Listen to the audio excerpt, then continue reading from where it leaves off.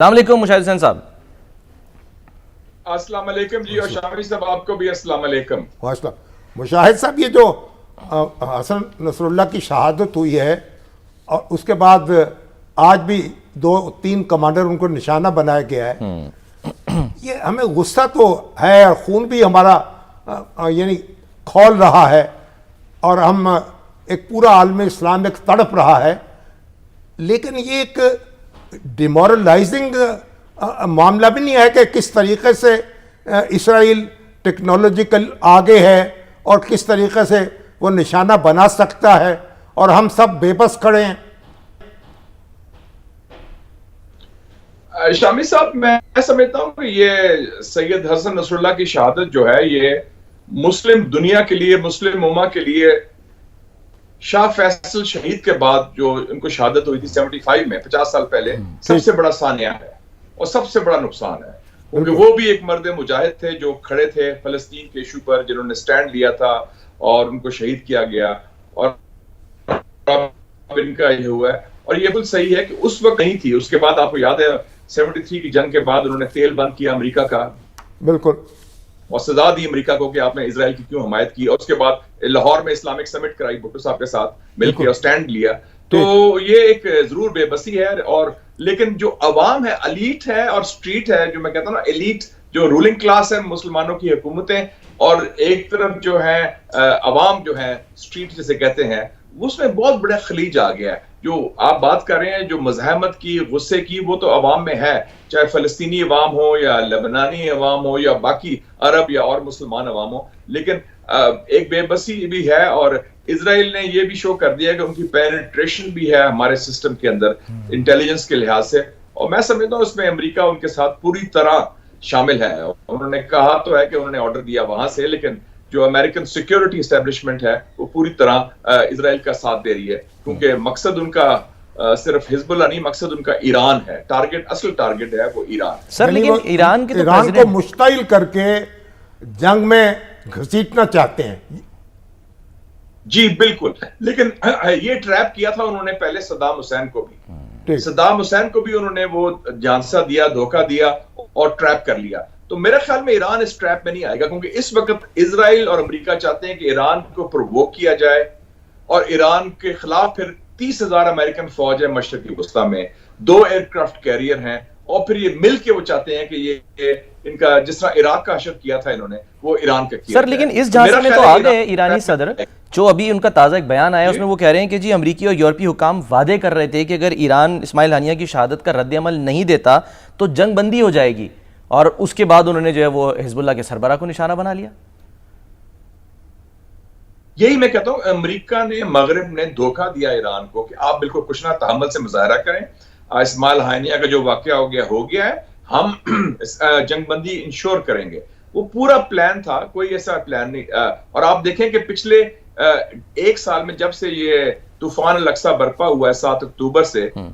$20 ارب کا اسلحہ، $20 بلین اسرائیل کو امریکہ نے دیا ہے۔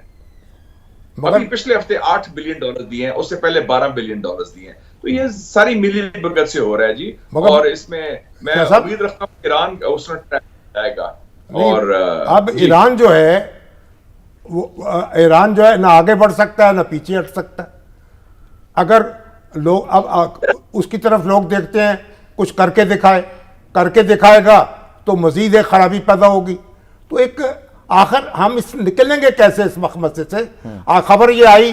کہ آیت اللہ خامنہئی کو محفوظ مقام پر منتقل کر دیا گیا۔ وہ اپنے ملک کے اندر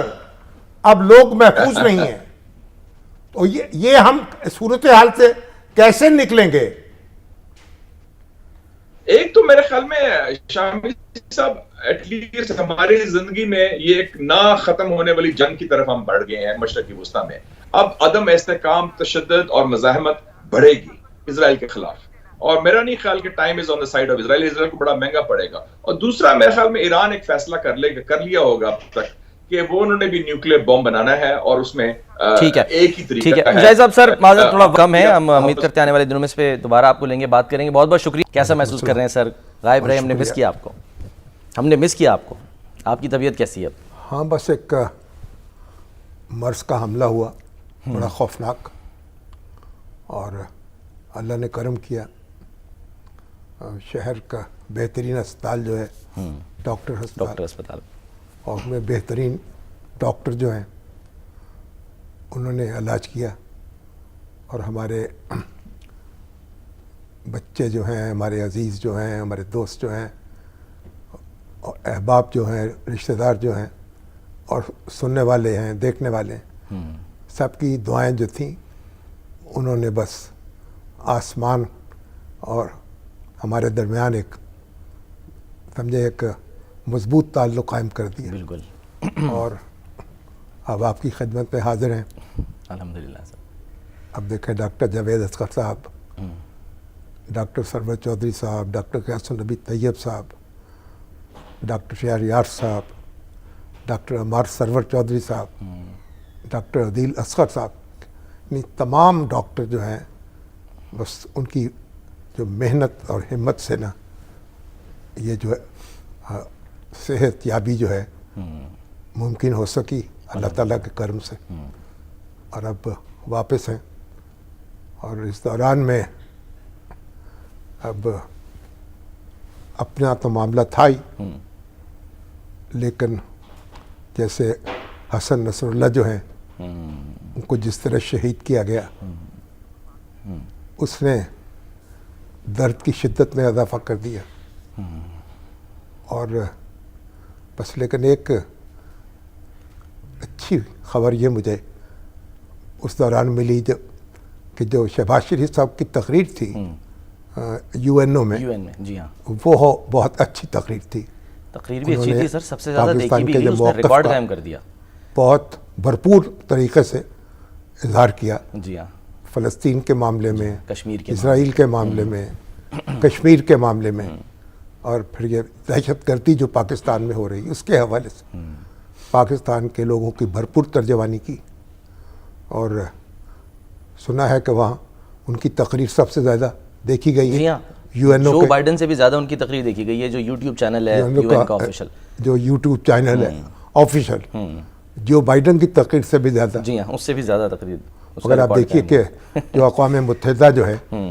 کس طرح ایک عضو معطل بنی ہوئی ہے، اور کس طرح بڑی طاقتیں بے حس ہیں، اور امریکہ جو ہے پوری شدت کے ساتھ اسرائیل کے ساتھ کھڑا ہے، اور چن چن کے نشانہ بن رہے ہیں۔ بالکل، اس پہ شامی صاحب ہم ذرا ڈیٹیل سے ذرا بات بھی کریں گے، کیونکہ ہم نے مشاہد حسین سید صاحب کو بھی دعوت دی تو وہ بھی ہمارے ساتھ ہوں گے۔ ذرا کچھ ہم معاملات پہ آ جاتے ہیں۔ میں ایک جملہ ضرور کہنا چاہ رہا ہوں کہ جو آپ کے چاہنے والے جو مس کر رہے تھے تو وہ اب جب دیکھ رہے ہوں گے تو کہہ رہے ہوں گے گڈ ٹو سی یو۔ اب یہ جو لفظ ہے، یہ جو جملہ ہے شامی صاحب، آپ کو یاد ہوگا یہ کون کہا کرتا تھا، گڈ ٹو سی یو۔ آپ تو بندیال صاحب کی یاد دلا دی آپ نے، اور عمر رضا بندیال جو ہیں وہ بھی ایک صوفی کی شہرت رکھتے ہیں، اور عثمان تو قرآن کریم کا ترجمہ بھی انگریزی کر رہے تھے جی، تو جو صوفیہ ہیں وہ ان کے اظہار کا ایک اپنا طریقہ ہوتا ہے، تو وہ ان کو لوگوں پر پیار آ جاتا ہے۔ ہاں، آج بھی ان کی یاد آئی اور ان کا ذکر ہوا، وہ جو 63A کا معاملہ ہے۔ میں صرف کوئکلی شامی صاحب ظاہر ناظرین کی یاد دہانی کے لیے بھی کہ ایک مسئلہ آیا پریکٹس اینڈ پروسیجر ترمیمی آرڈیننس کا، یعنی 20 ستمبر کو صدر کے دستخط کے بعد جو ہے وہ supreme court practice and procedure ترمیمی آرڈیننس 2024 نافذ ہوا، جس میں چیف جسٹس کو 3 رکنی کمیٹی کا جو ایک تیسرا رکن تھا وہ چننے کا اختیار مل گیا۔ پھر سر چیف جسٹس نے نئی کمیٹی تشکیل دی جس میں منیب اختر صاحب کی جگہ انہوں نے جسٹس امین الدین جو ہے ان کو شامل کیا۔ 24 ستمبر کو جسٹس منصور علی شاہ صاحب اس اجلاس میں شریک نہیں ہوئے، اعتراضات کیے، پھر انہوں نے خط بھی لکھا انہوں نے چیف جسٹس کو۔ اچھا، 26 ستمبر کو چیف جسٹس نے جوابی خط لکھا، اس کا انہوں نے جو ہے وہ جواب بھی دیا، اور بادی النظر میں جسٹس منیب کو انہوں نے چارج شیٹ کر دیا جو اس میں انہوں نے 11 اعتراضات، چارج شیٹ تو نہ کہیں آپ، بظاہر میں نے بادی النظر سر، ہاں اسی لیے ان کے بارے میں اپنا ذرا دل کی بھڑاس نکال لی۔ اچھا، پھر سر ظاہر ہے وہ جو جلدی چلے جاتے ہیں 11 بجے کے بعد مقدمہ نہیں سنتے، چھٹیوں پہ گئے تھے واپس نہیں آئے، اور پھر دیکھیں یہ ساری باتیں، میں ایک بات عرض کروں آپ سے۔ جی سر، یہ اب جو سماعت ہو رہی ہے जो 63A की तशरीह थी उमर अत्याब इंदयाल साहब की अदालत ने की थी, उनकी क़यादत में 5 रुकनी बेंच था। बिल्कुल। उसके 3 मेंबरों ने ये कहा था कि जो अगर किसी पार्टी का कोई रुकन असेंबली अपनी पार्टी की पॉलिसी हिदायत के खिलाफ वोट देगा तो उसका वोट गिना नहीं जाएगा